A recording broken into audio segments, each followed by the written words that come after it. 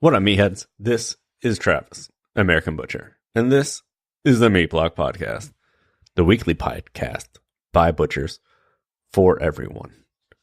And when I say that, I mean that you don't have to be a butcher to enjoy this. Milo, could you stop? Ugh.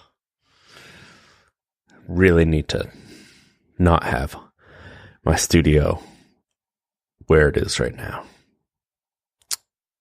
It's okay. We'll make this through together. Now, when I say this is the podcast by butchers for everyone, well, each week, we talk about the meat industry and, what it's like for us, cutting, shared experiences, anecdotes, peppered in with some facts and some knowledge to give you, the listener, and you, the listener, may be in the industry.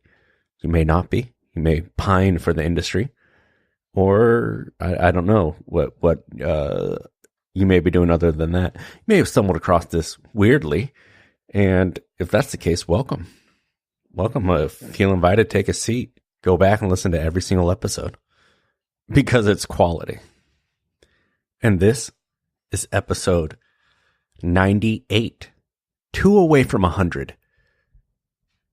And our 100th episode, coincidentally, will be coming out on my birthday. So that's going to be a fun, happy birthday. And if you have ideas or comments or questions or anything to help us celebrate this 100th episode, please send them to me on Instagram at American Butcher or on Instagram at themeatblockpodcast. And we'll just read them. There wouldn't be a show if it wasn't for you, the listener. And so we want to honor you and just let us know. Say like, my name's this, and I work in this shop, etc. Just, I don't know. We'll do something fun. I hope it's going to be 100 episode, hopefully spectacular. Good cutting enhances the quality of good meat. Poor cutting results in an inferior piece of meat, regardless of quality. But for this 98th episode, this is going to be Ryan and Bryan, their continuous conversation. And just to set the backstory, a few episodes ago, I recommend you go back and listen to it. Ryan O'Hearn started his 3-part interview series with Bryan Mayer. Bryan Mayer is a friend of the podcast, a legit friend of mine. Just to paint the picture of how good of friends we are, I went out of town and he needed a place to stay, and I just left the Haida key when he was visiting, and I trusted him to just like stay in my house. Hopefully he didn't rub on stuff, but I got Nest cams everywhere. I actually know what he did. And Bryan just recently relocated to the beautiful state of Hawaii, and he's making it happen. Just like this industry pulls you and you got to go where the money is. There's not that many people with the skills that certainly people like Bryan Mayer has, but also the jobs that there's not that many jobs that, I don't know, it's symbiotic. It's like this weird double-edged sword that I always get into, where you never want to train yourself out of a job. And my whole point of the Meat Block was to share knowledge and share experiences and get people wanting to be into this industry. And like Rob Slater with the WBC, that he wants to make butchering sexy and he wants to get young people into cutting, but also don't want the pool to get too crowded, because I also want to look, the best with my shirt off when I'm in the pool. And if you got a bunch of other people in the pool, then maybe you're just an average. So it's this weird thing. I don't know if that made sense to what I was saying or not. Regardless, Bryan Mayer is a good friend of mine. He's a teammate of mine for the Butchers of America World Butchers Challenge. In the last few times he's been on the show, has just been stroking his giant ego, which he doesn't really have. He's actually extremely modest. But yeah, enjoy. I'll be back at the end to ramble about some other stuff.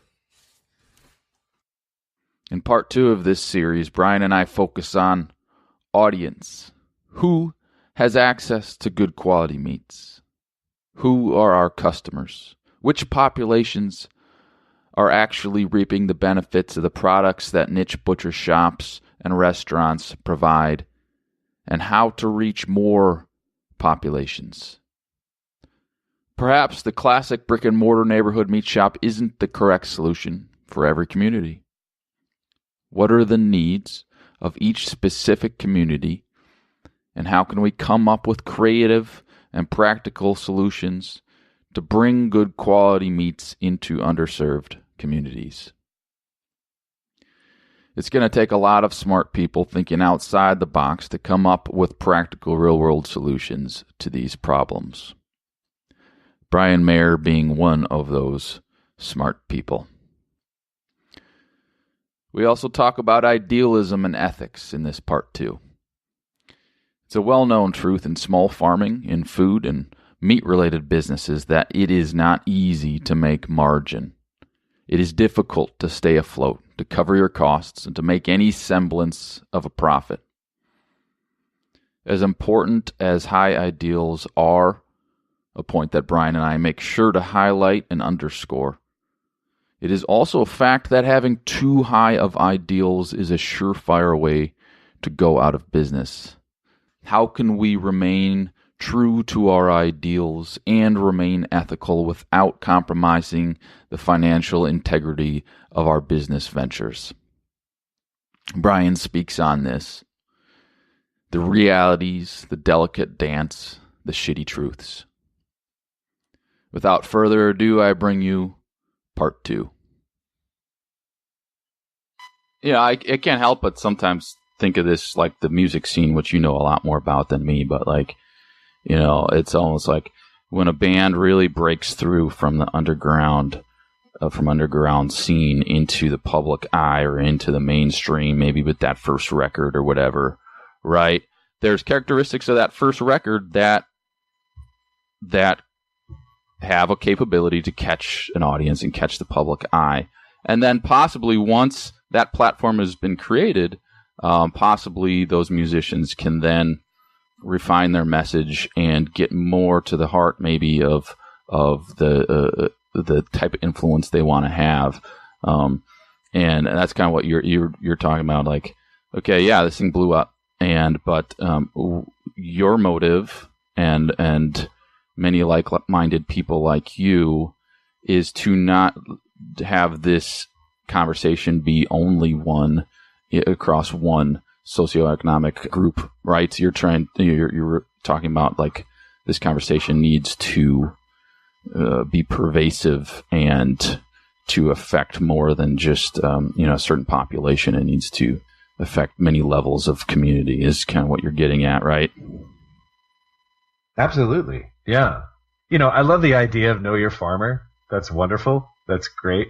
But, and I understand what it means, and I'm probably, unpacking it and digging way into the words just on their own. But, when it comes down to it, even if you don't know your farmer, you should still have access to good food. Doesn't mean you don't care. Just means that, like, I don't know, maybe your life is different than other people.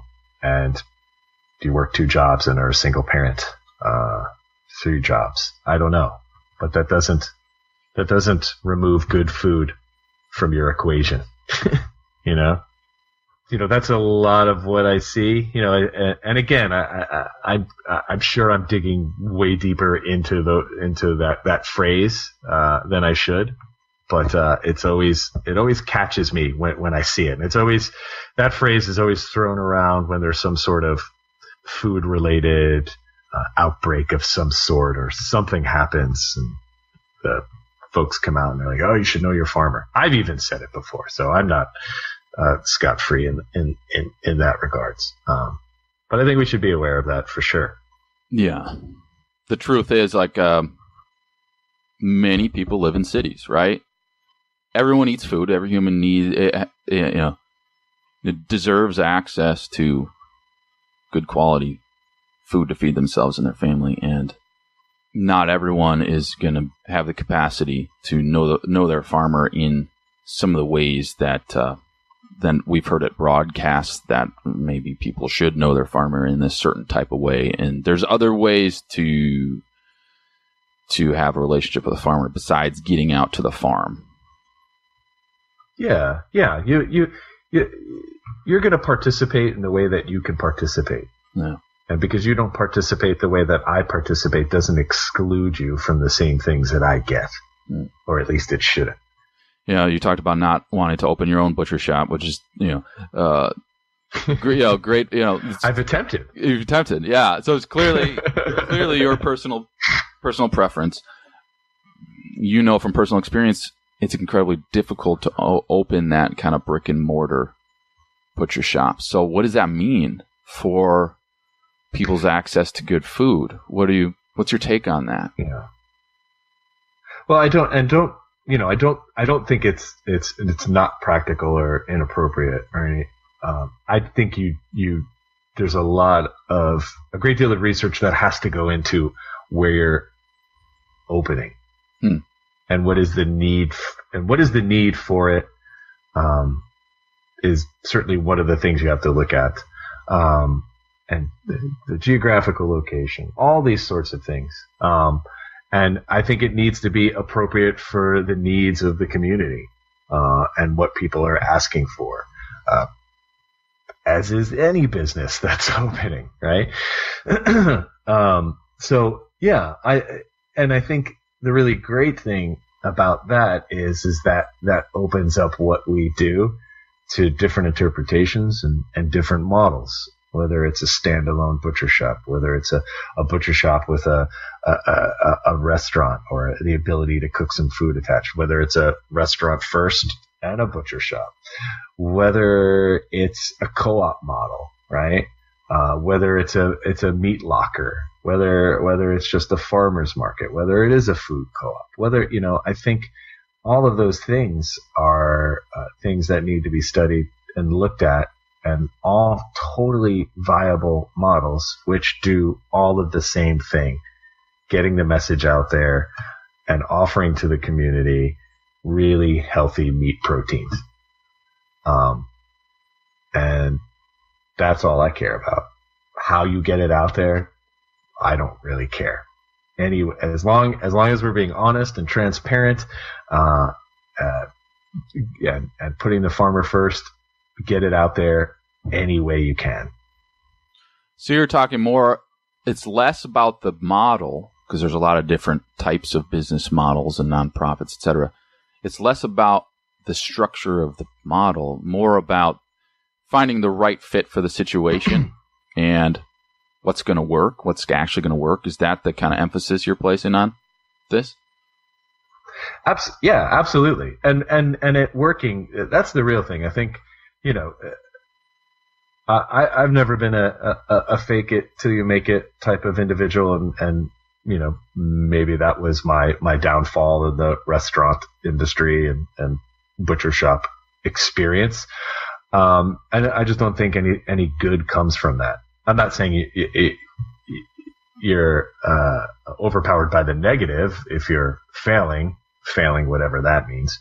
I'm just not one to pretend everything is going ahead smoothly and great, because I think what that does then is it limits you and reduces the ability for you to find help and to connect with people that might have the ability to open you up to something you wouldn't have seen before, or to help you, or to offer advice or anything like that. Because who's offering advice to people that are doing great? How's it going? Everything's awesome. Busy? Yeah, everything's going well. I don't know. I don't see the benefit in that. If things aren't going well, you need to talk about it. You need to figure it out. And yeah. So that's sort of my feeling on that. Yeah. Yeah. To me, it reminds me of the importance of the role of the educator, which you wear that hat at times, and also the role of the connect the dot type person. someone who has been involved in many different iterations in different locations, because it makes sense to us all when a butcher shop opens and it's that neighborhood and it's that kind of energy, and it's like that makes sense why a certain shop would be successful, because they kind of hit like the nail on the head, right? Yeah. They're in a neighborhood. It's got the density. You've got because that's one aspect of it. You've got a committed customer base that is going to shop with you because they believe in the same things that you believe in, and they're part of your tribe. And then, when we're talking about standalone niche butcher shops, obviously we're talking about a certain sort of financial level that's required to shop there. Although, a lot of my colleagues that do have standalone niche shops do participate in programs like SNAP, which is awesome. I implore everybody that can do that to do that. It's not the answer. It's not a fix, but it's what we have, and it's how we can take care of people. So fucking do it. But that's what works for that sort of thing. But that might not work for a vast majority of the people that don't have, a place where it's not that dense, or it's not that localized, or for a host of other reasons. So yeah, I think you just really have to be aware of where you are and who you're attempting to serve. And hey, look, man, if you just want to serve rich folks, that's totally cool. Like, that's fine. There's nothing wrong with that. Like, go do a good job, be a good ambassador for farmers and well-raised meat, and go do that. There's nothing wrong with that. I don't want to participate in that, but also it's not binary, right? It's not just ones and zeros here, right? Like, you can do both, right? Like, you can have a specific client base that's going to afford you to stay in business, right? And then go out into a different community and serve that community, that underserved community or whatever community. And so it's yeah, it doesn't have to be binary, and I'd like to think that oftentimes it's not. Yeah, I struggle. That was something that I struggled with a lot. And probably wrongfully would say things like, I don't want to cut ribeyes for rich people. And you know what? There's nothing wrong with that. Like, there's nothing wrong with rich folks, right? Like, and I think that was a part of my ego on my part, for whatever reason, because you can do both. You can serve multiple communities, and you can do good across the board. So. It certainly is a conundrum that really every meat cutter, every restaurant chef person has to contend with, is cash flow, is a wealthy audience, a wealthy community, catering to a wealthy community, and catching what audience you're going to catch in order to actually make your business economically viable. And then are you going to continue to kind of sort of exclusively cater to that community, or are you going to use the advantages that having that kind of clientele give you to then serve another purpose to allow you to do more work in across other communities, right? That's possibly a conundrum that every meat shop has to. And every restaurant has to reflect about and come up with how they feel. And if you're not about that, yeah. And if you're not about that, that's totally cool. Like, whatever. We're individuals. Not everybody's like that. Not everybody has those same sort of ideals and values and goals and whatnot. I was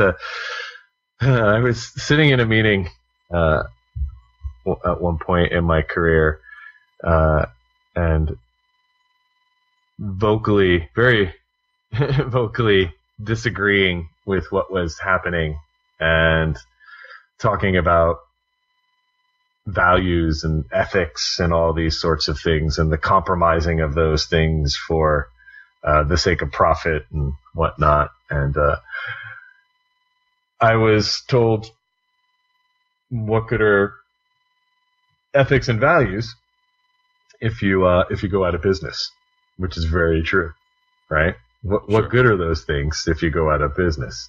To which I replied, I don't know, but sounds like we're about to compromise some ethics and values.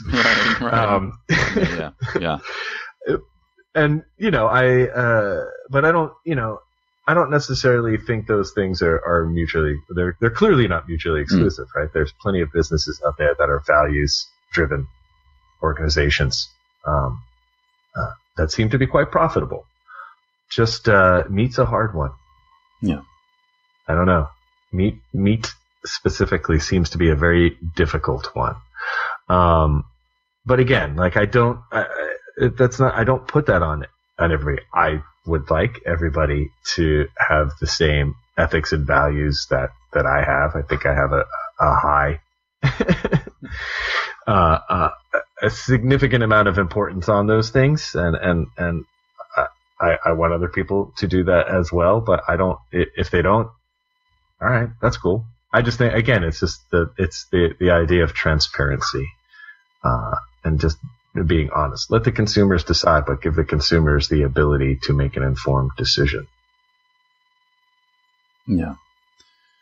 Well, it certainly is a delicate dance that, and that's what you're alluding to is like, on one hand, idealism, too high of an idealist, motivation can make a project fail. And then what good does that do? But then on the other hand, if you're compromising ethics and values and your ideals for the sake of making an enterprise successful, then what good does that do, right? So it's this delicate kind of line between the two, which I certainly am no expert in how to do that, walk that line. But it is an important conversation. It's critical, which is why your voice is very appreciated on this subject and your thoughts. What up, meatheads? It's me again, Travis. Now, that was a great second part. I want to thank Ryan and Bryan again. And Bryan touched on a thing that I also believe very true is that talking about this, having this conversation about where your meat comes from and like honesty and knowing your farmer and, the trust that you have as a consumer. When you're buying something, you have every right to know what you're buying and what goes into it, nutritionally, and where it's from, country of origin, that ensures that it was manufactured and processed under standards that are met by our federal government.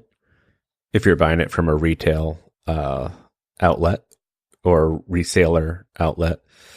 And I also appreciate that Bryan said that he understands that when, times are hard or when people are, say, have a couple kids working a couple jobs because that's just, unemployment's at its lowest, but people aren't making what they used to. So people have to work more jobs, which usually means that the thing that suffers the most is the family meal, which I think is important for many aspects to, one, help you unwind from your day when you're sitting together as a family. And then also nutritionally that, it suffers because people are left to go to a place that is cheap and convenient. It's quote unquote fast food or good food done quickly. And I'm never going to look my nose down on those situations because I've been in, there's been many times like my son knows what a Happy Meal is.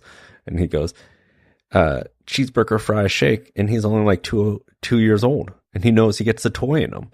And when you're dealing with that and you're dealing with just like, all right, well, we got to go here. We got to make one more stop. And you're running errands and that's just how it works sometimes. And if you're that way and you're listening to the show, don't beat yourself up because it's like, those are the options. And that's how it is. That's kind of like the society we live in, is this fast food culture. Now, where I do have a problem with this quote unquote fast food culture is where if that's like every day. And I don't have a problem with certainly the consumer. I have a problem with the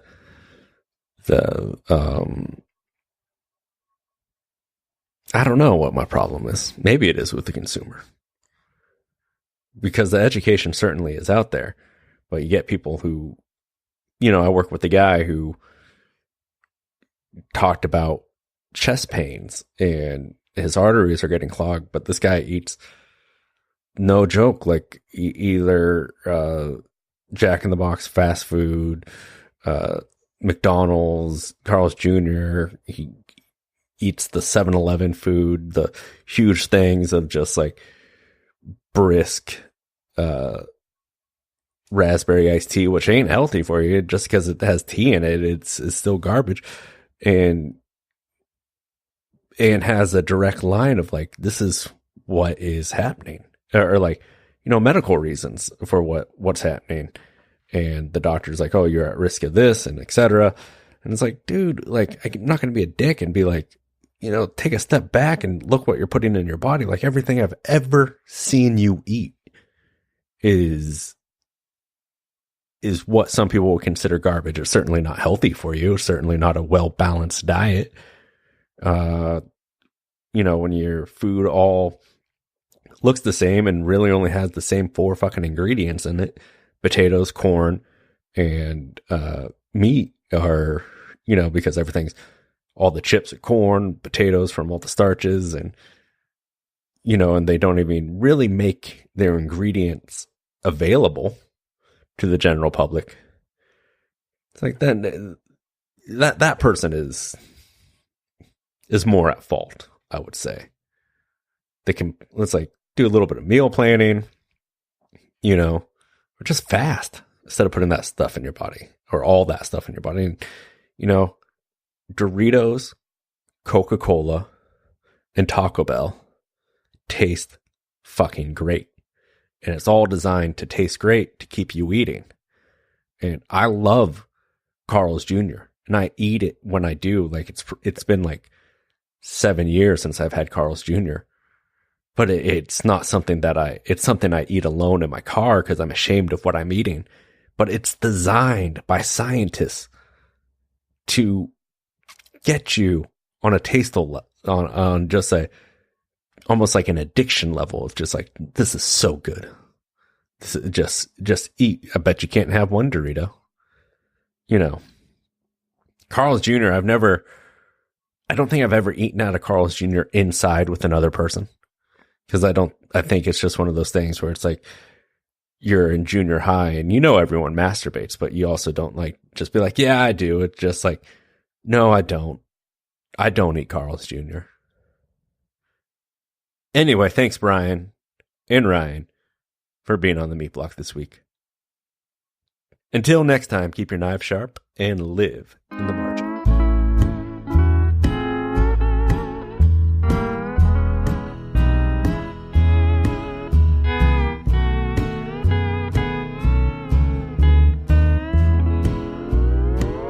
I got the tropical blues,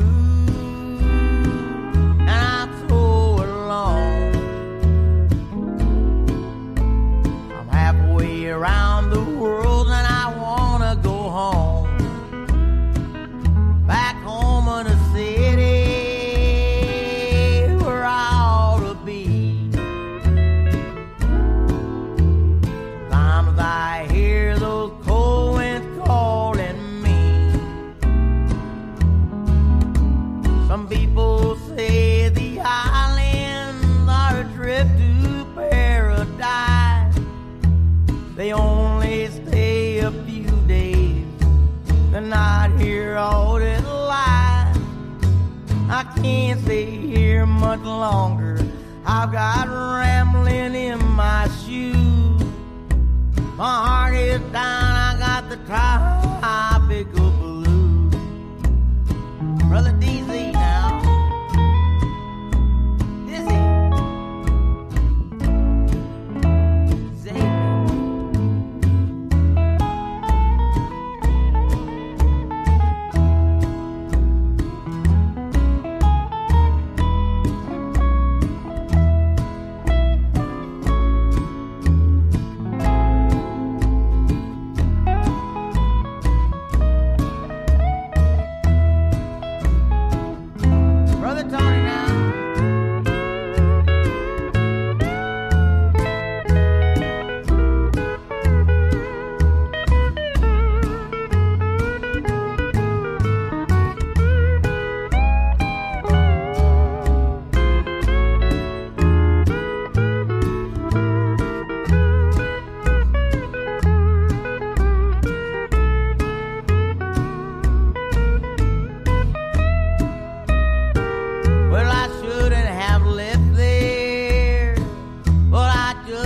stay. Now I wish I was back in the USA, but the days are getting shorter, time is winding down. It won't be long until I'm homeward bound. Some people say the islands are a trip to paradise. Well, they only stay a few days, they're not here all their life. The money that I'm making ain't enough to pay my dues. My heart is down, I got the tropical blues. Well, my heart is down, I got the tropical blues.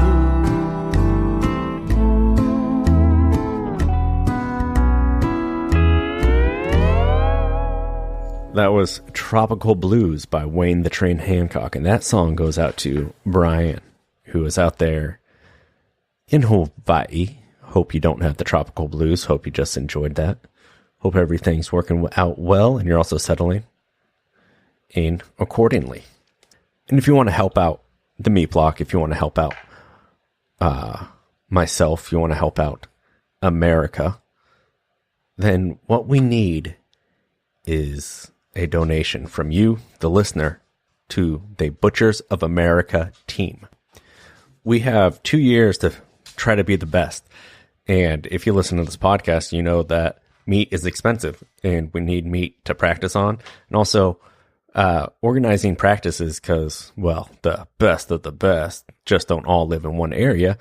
A lot of the people live in different parts of the country, and we all have to meet in a centrally located area and practice and build those idiosyncrasies and build, the personal relationship and become a team. When you have the best football players, you just don't say like, all right, now go play a game without ever working together. For us to be the best that we can, we really need to have those in-person practices.